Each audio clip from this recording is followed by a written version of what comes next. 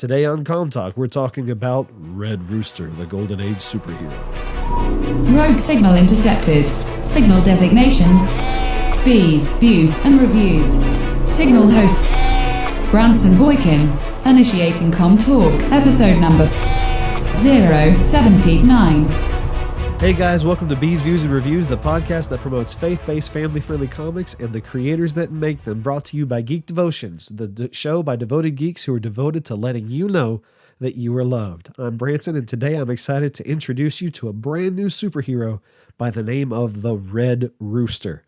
Now, I know that sounds a little odd. It did to me at first. I'm like, this dude's literally named after a chicken. What's the deal? Chicken Man. But I picked it up and looked into it, got really interested in it, so I'm excited to share with you about it today. Let me give you a little bit of background about how I came to hear about the Red Rooster. I was shopping at Walmart, of all places, just getting groceries and things like that. And, you know, whenever my wife sends me to shop at Walmart, somehow I always end up in the electronics section. I mean, there could not be a single electronic thing on the list, but I'm still going to end up there. And I wandered into the book section and I see a display with 4 different comic books on it. And I'm thinking, okay, this is interesting, but they're people that I've never heard of before. This isn't Marvel. This isn't DC. It's not Image. It's legitimate, real new comics at Walmart. And I'm thinking, what? So I look and there's this book called The Red Rooster. And it's got this guy. He looks like Batman raised on a farm. For those of you who let me show you, for those of you who are watching, this is the cover that I saw. For those of you who are listening, he's dressed like this old school pro wrestler. He's got these red shorts on. And he's got this long flowing red cape and a mask that looks kind of like Batman, but it's white. And instead of pointy ears, he has this red mohawk thing going on top of him. And he's called the Red Rooster. I mean, it's like imagine if Bruce Wayne wasn't raised in Wayne Manor, he was raised at Wayne Farms. you know, I will take on the symbol of the rooster to strike fear, which actually would have worked because I'm terrified of roosters when they get mad at you. But anyhow, I'm sitting here looking through it and I'm reading the story and I'm like, okay, odd name aside, this is actually very, very entertaining. So I pick it up and I start flipping through it and I'm calling my wife and saying, hey, babe, look, there's new comics at Walmart and they look really, really cool. And because she loves me so much, she said, all right, we'll pick them up, bring them home. And so I did. And I'm so excited about the chance to share this story with you.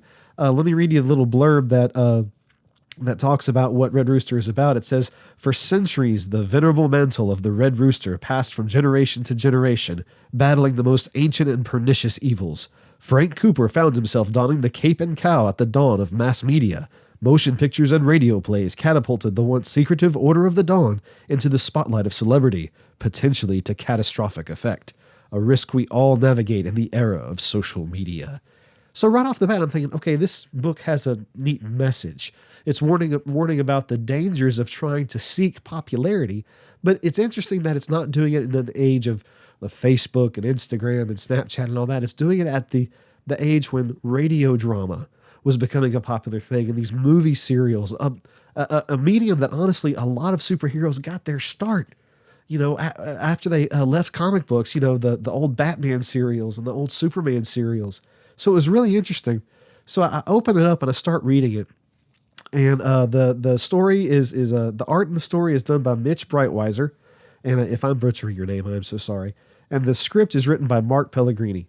And as I'm reading through here, it felt like an amalgam of a lot of different things put together. First off, it takes place in the 1930s. So it has this whole Rocketeer vibe to it. Like, you know, it's the costumes aren't spandex. They're you know, kind of like they look like actual clothing. The technology is old motorcycles and you know, cars that you got to crank the front to get it going, you know, that kind of thing. The relationship between Red Rooster and he has this sidekick named Strong Boy.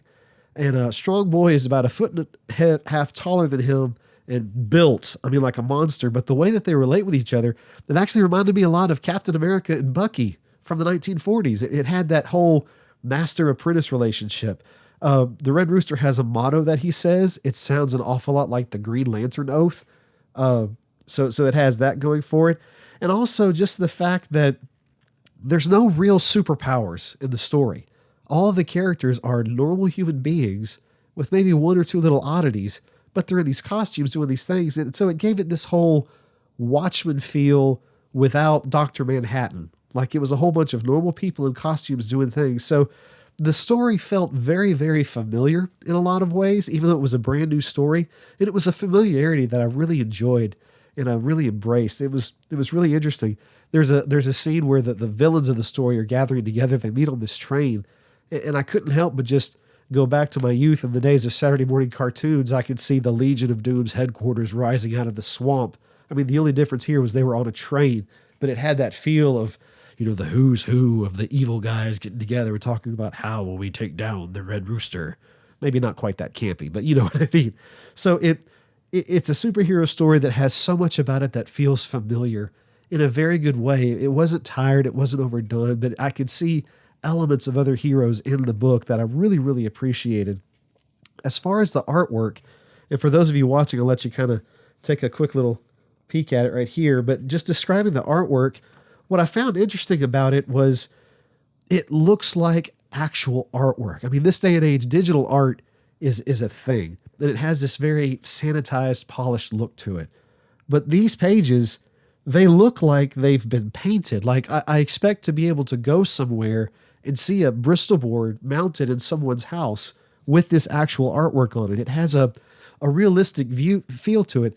Maybe not quite so much to the extent of like Alex Ross, who his paintings look like photographs, but it has that real feel to it. Mitch Breitweiser's the artist for the story, and he's able to give it this sense that I almost see him with literal paints doing it. Now, I've watched a few of his live shows, and he uses digital tools, but he uses it in such a way that it has this realistic feel to it. Like I feel like I could purchase a page of original artwork from his comic. So and it's refreshing, in this day and age of digitization and everything. Sometimes it's nice to see something that looks like it was really painted, like it was really drawn.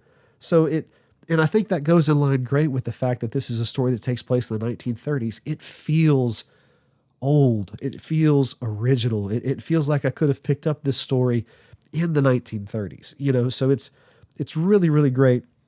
As far as the story goes, I don't want to be too spoilerish here, so I'm just going to touch on a couple of things. The story opens up a little bit in the future. Like when we first meet the Red Rooster, he's not in costume. He's not even calling himself the Red Rooster. He's just going by Frank. But you have this sort of mournful tone. Like he's doing some stuff that you just kind of start off the book kind of sad. You're feeling bad for him. And then we have this flashback where we see how he is back when he is the Red Rooster and he is wearing the cape and the cowl and he is going and fighting things. And what it does, I feel like for the story, because it's taking place in the 1930s and because it's the golden age of superheroes, okay? This is when people like Superman are they fight for truth, justice, and the American way. So they're kind of revered as these icons of morality, and people are excited to see them. And I feel like walking into the story knowing that things don't necessarily turn out well, walking into the story knowing that this golden age that they seem to be living in isn't going to last, it kind of helps to make the superheroes feel a little bit more relatable, a little bit more human, because Red Rooster is like the bastion of morality in this story. He's the guy that always says the right thing, does the right thing. He's like Captain America out of time. He finds things that everyone thinks are popular kind of distasteful. And so I feel like knowing that things don't work out well for him in the end kind of makes him more relatable. And so I appreciate that plot device in that regard. I know it's kind of a trope sometimes to start out and say there's this really dramatic thing and then we're going to flash back. But I feel like it actually helps the story put us in a place where we're constantly wondering, what's going to happen? It also helps when the villains are introduced and they start talking about their plan. It helps to know that, oh my gosh, they're planning this, and maybe to some extent they're going to be successful, because we know right off the bat, Red Rooster's not a happy guy in the end. So it adds this sense of impending doom when they do gather on that train and they are having their discussions, knowing that they're partially going to be able to be successful. I mean, it's like it's like watching the Titanic, a movie about the Titanic, knowing how it ends. And when you see it ship off and all of its splendor and all of its glory, thinking, oh, I just know it's going to end bad. And you feel kind of mournful about it. This does the exact same thing. There's also his conversation with his sidekick, Strong Boy. Strong Boy, he's acts one way when he's in front of a camera and acts a completely different way off camera. And it gives you this sense that he's going to become a prodigal son of sorts. Like I feel it that in reading the story, there's going to be some point where Red Rooster and Strong Boy are going to have a division. They're going to have a difference of opinion that they will not be able to reconcile. So there's this whole issue with that. Also, just let me look at my little talking points here. This is live. Sorry, guys. It's my first podcast. I'm still getting used to that. It's all good. All right. Yeah. So just that sense of impending doom makes it less campy. Makes it less, I am the superhero and I'm here to save the day. I mentioned before that it has kind of a Watchman feel to it. When we meet Red Rooster, he's actually recording an advertisement for a certain type of cola can. And so he's using his notoriety as a superhero to help people sell products. And you can see in the way he talks with the directors, he's not exactly happy about it, but he and the other superheroes that he works with have kind of adopted this role of, I'm going to go fight crime and also sponsor this product. And they have this conversation that gives it a very Watchman feel. I remember when I first read The Watchmen, talking about the heroes, they kind of bought into the system that they were in. They weren't a part of the system. They were helping feed the system. And that's kind of the feeling you get here. There's this whole sense of they're using their fame to help sell stuff. And Red Rooster, it doesn't sit well with him. He doesn't like it. So you already feel this kind of this sense that he's not like everyone else. So anyhow, let's talk about the content for a little bit, because one of the big things about this podcast is that we wanted to talk about faith-based and family-friendly. And so to what extent is Red Rooster family-friendly? There are situations where, you have to deal with death. There are a couple of alcohol references, and some of the fighting, while bloodless, can be a little bit brutal. Red Rooster, he knows how to handle his fists, and it shows in some of the fights. So it pushes the viewpoint towards a little bit of an older audience. Allegiance Arts, the guys that made this, they rated it at T for teen. Myself, personally, I'd probably be okay with someone about 10 years old, maybe. So I don't think you necessarily have to be all the way at 13. Probably not okay for a 7-year-old, just because of the fighting and things like that. But ultimately, that's going to be up to the parents. But there is some alcohol references. Strong Boy gets mad that he orders a beer and he is given a root beer, and he's getting sick of root beer. He wants the real stuff. I'm pretty sure Strong Boy is of age, though. He looks like he's an adult, so I'm not promoting underage drinking by any means. As far as like the costumes and stuff, there is a reference to pinups, but it's just a reference. Nothing is shown for your kids. If they don't know what pinups are, that reference is going to go completely over their head. As far as the costumes go, they are indicative of the genre. These are superhero costumes. That being said, they are far more modest than anything you'd see on the shelves today. There is a female character. Her name is Midnight, but as far as I'm concerned, her costume is very tasteful. It's not too revealing. So if you're worried about that reference, I feel like it's pretty safe. But again, ultimately, that's going to be up for you. Like I said, Allegiance Arts rates it T for teen. I feel like you can maybe go a little bit younger than that. But as always, that's going to be up to the parents to decide. Anyhow, I'm so excited for Red Rooster. I'm excited to read issue 2. I haven't quite gotten issue 2 yet. Excuse me. But if you want to purchase Red Rooster, here's the best part about this. Chances are it is available at your local Walmart. You don't have to go to a fancy website to get it. It is already available on the shelves. All you have to do is go and buy it. Now, I will point out, if you buy it from Walmart, it's going to have a price sticker on it. And that's been an issue for some people because they get these to collect, and having a price sticker on it damages the book a little bit. Personally, that's not an issue with me. I buy comics to read them. If I buy one that I want to specifically put in a bag and board and preserve, I buy 2 of them, one so I can read and one so I can preserve. Because I kind of go by Dan Slott's field. The best comics are the ones that are read so many times that the covers fall off, because those are the ones that are most enjoyed. So if that's an issue with you, you may want to order it online. You can order it through Walmart.com. You can also go to AllegianceArts.com and order their books there. They also have great digital packages.